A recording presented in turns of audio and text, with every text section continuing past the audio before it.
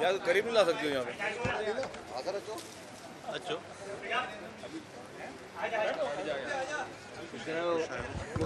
सिक्कू सिक्कू के नाम सिक्कू भजी हो।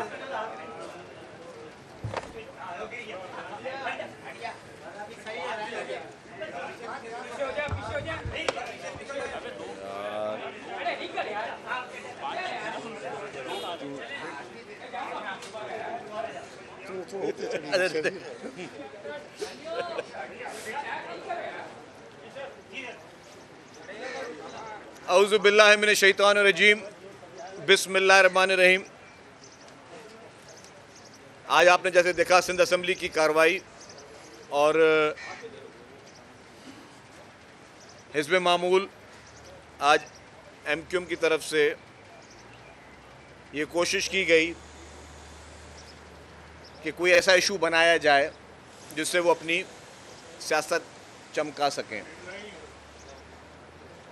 जो कराची में लॉ एंड ऑर्डर की सिचुएशन है, टारगेट किलिंग की उन्होंने खैर बात की, लेकिन जो भी स्ट्रीट क्राइम में जो भी अफसोसनाक वाक़ये हो रहे हैं, डेफिनेटली उसका एहसास भी है और हुकूमत कोशिश भी कर रही है कि स्ट्रीट क्राइम ख़त्म हो। जब हुकूमत ये केयर टेकर गवर्नमेंट ख़त्म हुई थी और केयर टेकर गवर्नमेंट के बाद जैसे ही वापस पीपल्स पार्टी ने हुकूमत बनाई, तो अगर फिगर्स देखे जाएं तो ज़रा 1-2 महीने लगते हैं उस सर्च को कंट्रोल करने के लिए। एडमिनिस्ट्रेशन चेंज हुई, IG साहब चेंज हुए, नए होम मिनिस्टर साहब आए, चीफ मिनिस्टर साहब ने अपनी कोशिशें की, चीफ मिनिस्टर साहब चेंज हुए, तो उसके बाद अगर आप फिगर्स देखें तो जो उस वक्त हुकूमत चेंज होने के 1 माह के बाद सिचुएशन थी और आज की सिचुएशन, उसमें बहुत ज़मीन आसमान का फ़र्क मौजूद है। टारगेट किलिंग में कमी आ रही है, अगवा बराए तावान के जो केसेस है उसमें कमी आ रही है। ये यकीनी तौर पर मैं कह सकता हूँ कि हर कीमती जान का जो भी लॉस है उसको हम समझते हैं कि वो हमारा लॉस है।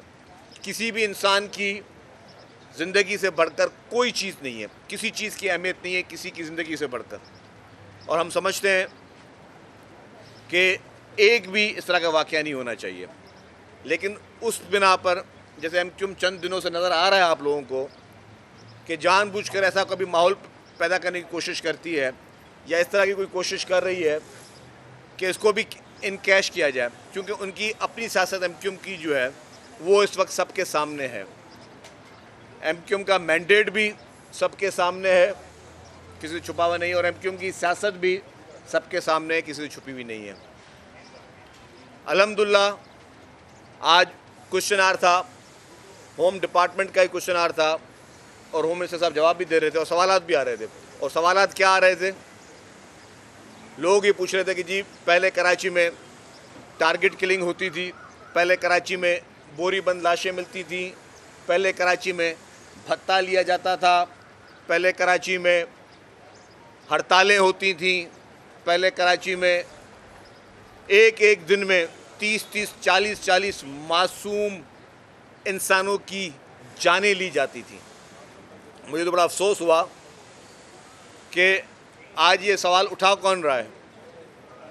हमने कहा कि एक एक जान कीमती है, जो भी नुकसान हो रहा है बिल्कुल वो हम सब का, एक इंसानियत का नुकसान है, हम सब का नुकसान है। किसी भी मासूम की अगर जान जा रही है स्ट्रीट क्राइम में या किसी भी तरीके से, वो एक्सेप्टेबल नहीं है। उसकी ज़ाहिर हुकूमत जो है जवाबदेह है, हम जवाबदेह हैं, लेकिन उस पर सियासत करना, वहाँ पे नारे लगाना और जो है वो हुकूमत को बुरा भला बोलना, ठीक है, हुकूमत क्रिटिसिज्म भी, पॉजिटिव क्रिटिसिज्म का तरीका उसको हम सहने के तैयार हैं। कभी जो है ये वहाँ बैठ कर नारे लगा रहे हैं और उनको पता है यस जो टारगेट किलिंग है वो कराची में कौन करता था, किसी से छुपी हुई नहीं है। भत्ता कराची में कौन लेता था, किसी से छुपा हुआ नहीं है। बोरी बंद लाशें कराची को कौन देता था, किसी से छुपा हुआ नहीं है। नो गो एरियाज़ पहले कराची में थे, नो गो एरियाज आपको भी याद है, कराची के हमारे दोस्त हैं कि नो गो एरियाज़ थे। अब कराची में कोई नो गो एरिया नहीं है।